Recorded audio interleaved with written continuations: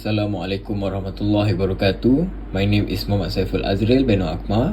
My MATRIC number is 061237. Today I will be presenting my assignment, which is Malaysia Foreign Policy if I were a Prime Minister. What is foreign policy? Foreign policy or foreign relations refers to how a government deals with other countries. Foreign affairs policy is another term for it. Foreign policy includes such matters as trade and defense. The government chooses its foreign affairs policy to safeguard its interests of the nation and its citizens. In short, foreign policy is the strategy that the government adopts in dealing with other countries. Foreign policy includes the general objective that guide the relationships and activities of one country in its interactions with other nations. Foreign Minister, head of government, and the cabinet create the government's foreign policy. We can imagine by setting an example when two leaders are very friendly, there is a warm relationship between the two countries. Policy's main goal is the protection of its citizens when they are at home and abroad. Another goal is to contribute to the protection of the country's allies. In other words, nations to which the country is mutually supportive and friendly. Foreign policy also focuses on protecting the country and its people from international threats and dangers. The objective for shaping foreign policy will be to maintain harmonious relations with all countries regardless of ideology and political system. Take an independent and principled stand in international diplomatic affairs.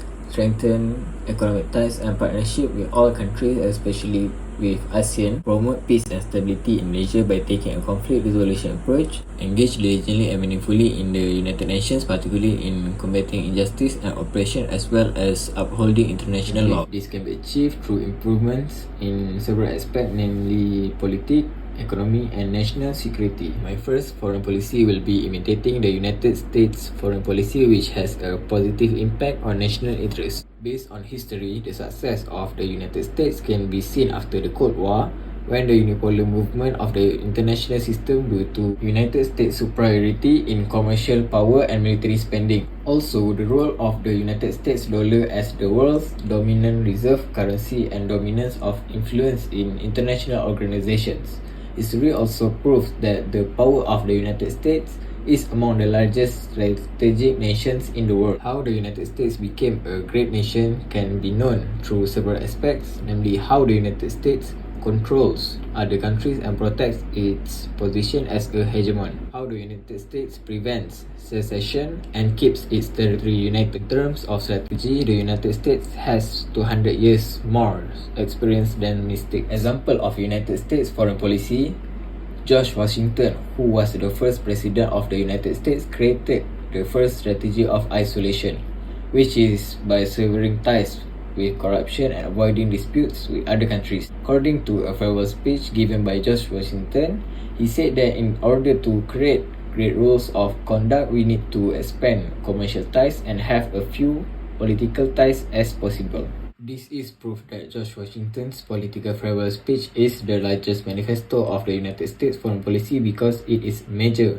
segregation policy. So I propose for Malaysia to follow George Washington's policy of isolation. We can avoid getting caught in other countries' conflict or bureaucratic messes easily, and we can focus more on our own development while maintaining peace with others without having to get involved with them. My second foreign policy will be to make Malaysia a major producer of locks on a global scale. For the past few decades, Malaysia has been the largest producer of tin and rubber in the world, and as a result, Malaysia has made huge profits. Ways to implement the foreign policy: by making an agreement with a country that has a quality lock seats at the global level. Make operations to plant the seeds in suitable places around Peninsula Malaysia and strictly prohibit illegal loggings to maintain the quality of locks. After that, import lock products to countries that need lock resources and encourage reductions or lower tax rates to countries that produce the seeds. Why Malaysia suitable for planting locks? Because there is a suitable soil to plant locks in the rural areas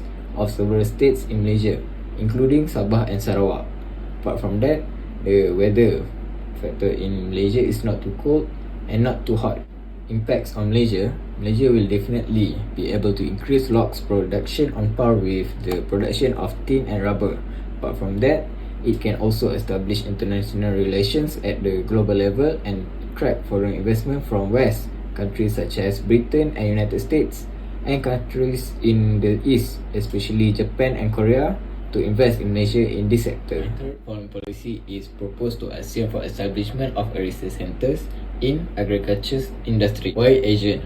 The Association of Southeast Asian Nations, or ASEAN, has served as the foundation of foreign policy, particularly in economic sector. ASEAN is made up of numerous countries whose primary economic sector is agriculture, and Malaysia is recognized for its strategic position for commerce, as well as favorable climate condition for agriculture. Reasons to implement this foreign policy: because the digital economy has begun to dominate the globe, and as a country where commerce is a significant economic sector, we need to investigate new economic potential. It is also hoped that ASEAN can contribute something to humanity and help in improving the agriculture sector. Furthermore, it serves as a means to Malaysia to consistently engage with contribute to the economic positions of ASEAN. Foreign policy will be strengthen military assets. For example, Malaysian Air Force replacing its aging assets and munitions, such as the Hawk 208 aircraft, which has been serviced for almost 25 years. Malaysia should also push for initiatives to boost its inventory of modern air and sea defense equipment. We have witnessed Chinese actions in the South China Sea region that have repeatedly violated the country's maritime borders with their ships, so we will be able to watch or observe our borders with our stronger military asset. The purpose is to preserve Malaysia's sovereignty from foreign powers strike actors that damage Malaysia's peace and harmony, prevent dangerous entities such as pirates, terrorists, or unidentified military factions from approaching our nation and harming our security. As a reminder, the development of our military is not a sign of intervention to change the world peace.